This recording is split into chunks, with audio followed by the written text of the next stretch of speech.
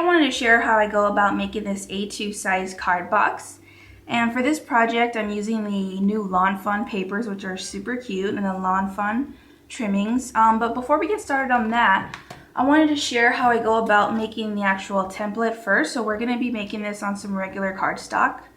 And for this, I'm using the just basic craft cardstock. It's 8.5 by 11 inches. And I have a sheet here. So since this is, well, the total size of the project is 11 inches by 6 7/8 of an inch. So all we really have to do on this sheet is cut it down to 6 7/8 of an inch, like so. 6 7/8. Set that aside. So now it's at 11 inches by 6 7/8 of an inch. So from here, what you want to do is start making your score marks. And here I'm using the Martha Stewart scoreboard and just a regular stylus to make my score marks. And the first score mark is going to be at 1 1 1/4 of an inch, 1 3/4 of an inch, 6 1/8 of an inch, 6 5/8 of an inch. Okay, and then we're going to turn it lengthwise, and then we're going to score on each side 1/2 of an inch, like so. Okay, let's close that. Bring back my map. Okay, now this is pretty much, you could already see the box coming alive. And what we need to do right now is we need to make, as you can see from the template here, we need to add our placement marks for the button and string to closure. So what I did for this was to get the center, actually I'll just use this. You're gonna make a mark at 3.5 inches on both sides. And then using a ruler, just going to make a straight line down the middle. And then you're actually going to measure, as you can see here, this is going to be the front of the box and this is the top of the box. So from the bottom, we're going to measure 2 inches. And you're going to make a mark here. It's going to be your first placement mark. And then you could measure out the exact placement here, but I usually just, well, for the first one that I made, I just eyeballed it because it's a short distance here, so I could usually find the middle pretty easily, okay, like that. And then you could just hole punch both of your placement marks. So I'm using my crocodile here for the first one.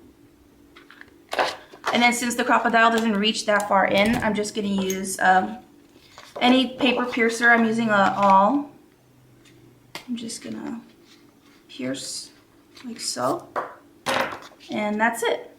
So what we could do now is we're going to start trimming off the pieces that we don't need. And you're going to do that like so. From the top, you're going to just snip off this piece here. And then you're going to do the same on the other side, like so. Okay, and then here for the gusset tabs, you're just going to make 2 incisions like so. You're not going to cut it off. Just going to cut. Oops. And that's it. And even though it's just a template, I still like to round off the corners using my corner chomper, and the size I'm using is the 1/2 inch corner rounder. And that's it. So now you have your template, and see, like I did here, you could add the name of the box, and then you could just go ahead and write down exactly where you need to score. And I also added the total size so I don't forget that. And then on the back I just wrote down the center and the 2-inch mark for the placement, the button placement. And then that one I didn't mark it. You could just leave it because that one's really easy to get. And you can either leave it like this, or you can crease your score marks using your bone folder. Just like that. And that's what I did. That's what I like to do. Here, fold that one in. And do that on both sides. Like that. And the gusset score marks. Okay. And there you have it. There's your box. Let me score that side. Yeah. Okay. So now that we have the template done, the fun part starts, and we're going to use some Lawn Fawn paper to create not only an awesome little box like this, but we're going to be using the Lawn Fawn journaling dies to make a window. And some of you might have seen this on my Flickr, but I think this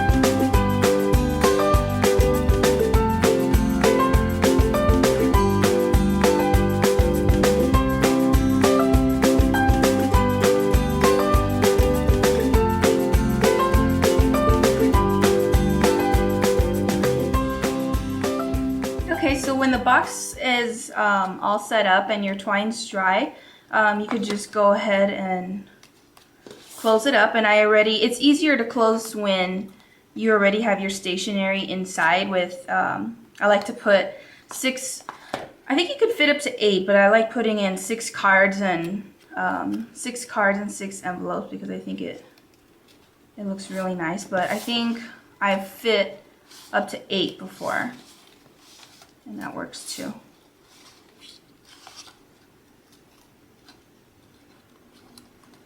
So there you go, or just however way works best.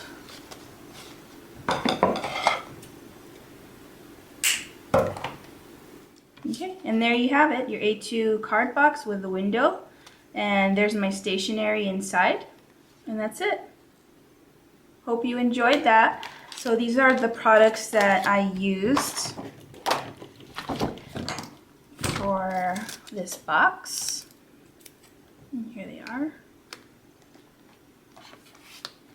And the twine is right here. Okay. So I hope you enjoyed that. Thanks for watching. Bye.